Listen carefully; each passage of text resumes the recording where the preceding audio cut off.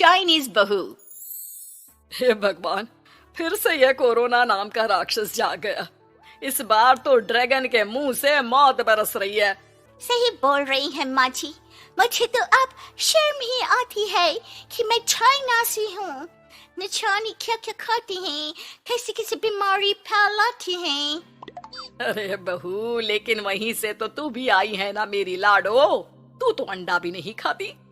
माँ जी, अच्छा खासा सब ठीक हो गया था, लेकिन पता नहीं कैसे ये फिर निकल कर आ गया।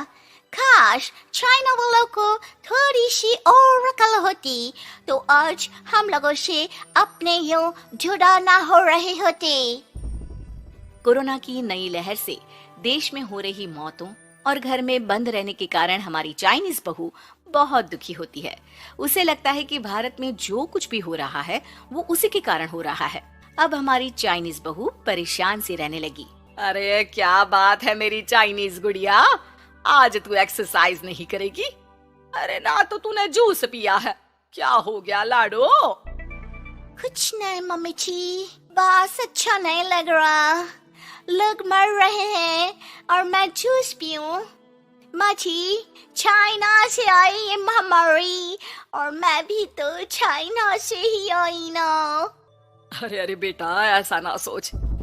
सास पूरी कोशिश करती कि वो चाइनीज बहू को समझाए कि इस बीमारी के लिए वो खुद को दोषी ना समझे, लेकिन माँ जी, मैं आज खाना नहीं खाऊंगी। आप सबका खाना बना दिया है, मैं कमरे में जा रही हूँ, प्लीज डिस्टर्ब मत करना। सास ने अपनी हंसती खेलती बहू का ये रूप तो कभी देखा नहीं था, लेकिन करती भी तो क्या। अगले दिन सुबह सुबह, अरे ये पूरे घर से स्वादिष्ट खाने की महक आ रही है। ये कौन है जो चाय बनने के वक्त लंच बनाकर तैयार कर रहा है? वो किचन में आती है जहाँ चाइनीज बहू ने शुद्ध वैष्णव खाना तैयार कर रखा था। अरे बहू, सोई नहीं क्या जो इस वक्त इतने प्रकार का खाना बना लिया? हाँ माँ जी, क्या करे, जब दिल में बोझ हो तो नींद नहीं आती। तभी तो मैंने सोचा मैं गरीब और जरूरतमंद लोगों को खाना पहुँचा दूंगी। वो ढेर सारा खाना रोज बनाती और गरीब और बेसहारा लोगों में बांटती। क्या कर रही है बहू? कितने दिनों से देख रही हूँ तू अच्छे से सोती भी नहीं है। क्यों कर रही है लाडो?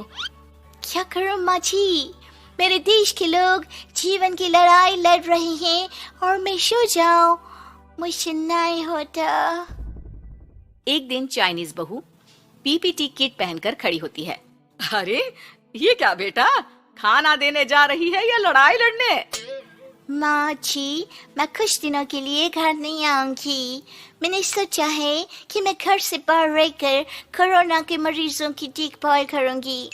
ओ प्लीज प्लीज आप मुझे रोकना नहीं। नहीं नहीं बहू, ये तो तूने बहुत ही नेक काम सोचा है। बस बेटा तू अपना ख्याल रखना। बहू वहाँ से चली जाती है, लेकिन सास की रोज फोन पर बहू से बात होती। घर पर क्या है माँ, क्यों भेज दिया तूने उसे? बाहर कितना खतरा है, उसे कुछ हो गया तो? अरे बिल्कुल चिंता ना कर, उसने सारे नियम कायदे को फॉलो किया है। अरे वो बिल्कुल ठीक रहेगी।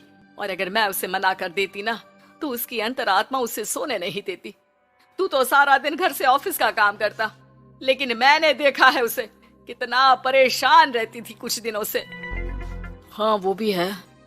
उधर चाइनीज बहू लोगों का खूब ख्याल रखती, उन लोगों तक खाना पहुंचाती, उनके बच्चों की देखभाल करती।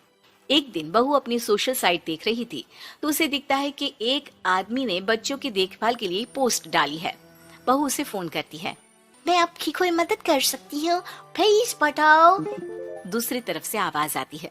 मैं और मेरी बीवी दोनों ही कोरोना से पीड़ित हैं। हम लोगों के बच्चों को देखने के लिए कोई नहीं है, प्लीज हमारी मदद करो।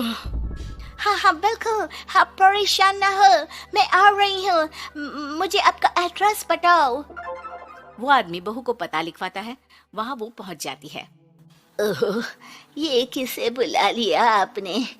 ये तो चाइनीज है, इसी के कारण तो हम लोगों का देश इस परेशानी से जूझ रहा है। अरे पर ये तो हिंदी में बात कर रही थी। तभी बीवी की ऑक्सीजन लेवल गिरने लगती है। ये क्या हो रहा है?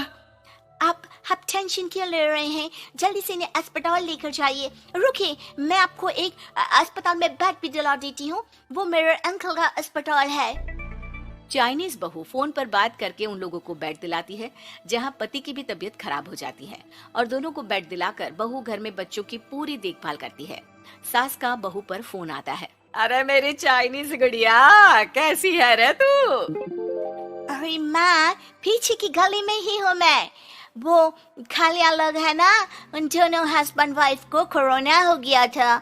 मैंने उन लोगों को श्रीवास्तव अंकल के अस्पताल में भर्ती करवा दिया है और अब मैंने मार्ची उन दोनों बच्चों का ख्याल रख रही हूँ। अरे जीती रहे बेटा, कोई जरूरत हो तो बता देना।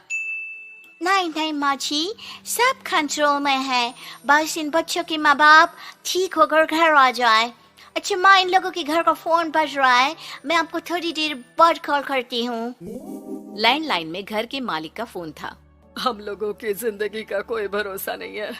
यहाँ इलाज महंगा है और हम लोगों के पास पैसे नहीं है। जितना इलाज हो सकेगा उतना ही होगा। हमारे बाद प्लीज आप हमारे बच्चों को संभाल लेना। नहीं नहीं, ऐसे मत बोलिए, मैं अस्पताल वालों से बात करती हूँ। बहू अपनी बैंक से अस्पताल वालों को पैसे दे देती है और फोन पर कहती है, मैंने आप लोगों के अकाउंट में पैसे डाल दिए हैं। इन दोनों का अच्छे से इलाज होना चाहिए। पैसे की जरूरत होगी तो मैं और डाल दूंगी। सारा दिन बहू कोरोना पेशेंट के बच्चों को देखती, रात में ढेर सारा खाना पैक करके जरूरतमंदों में बांटती। सोशल साइट्स के जरिए भी वो लोगों से जुड़कर उनकी मदद करती। फिर एक दिन घर का मालिक और उसकी बीवी ठीक होकर घर आ जाते हैं। आपका बहुत बहुत शुक्रिया, मैं आपकी पाई पाई लौटा दूंगा। भाई नहीं, पैसा दिया था, लेकिन वो जब आप बिल्कुल ठीक हो जाना तो क्षमा कर दी देना, कोई बात नहीं। दोनों पति पत्नी चाइनीज बहू का शुक्रिया अदा करते हैं। आप तो हम लोगों के लिए भगवान की तरह है, आपका बहुत बहुत शुक्रिया। चाइनीज बहू बहुत खुश हो जाती है। वो घर आकर सास को पूरी बात बताती है। देख मेरी चाइनीज गुड़िया, तुझे चाइना का होने पर अफसोस था ना, लेकिन तूने सच्चे दिल से लोगों की सेवा करके ये बता दिया कि बेटी कहीं की भी क्यों ना हो, ससुराल आकर वो ससुराल के रंग में ही रंग जाती है। अब तो तू मेरी भारतीय बहू है। हाँ।